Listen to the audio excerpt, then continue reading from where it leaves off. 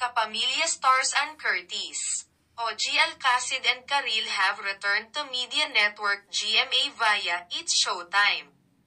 GMA and ABS-CBN executives signed contracts yesterday to indicate It's Showtime will officially air on GMA starting April 6.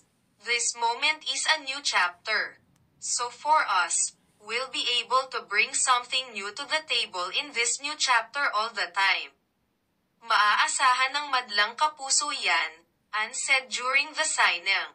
Bringing with her a red heart bag symbolizing being a kapuso.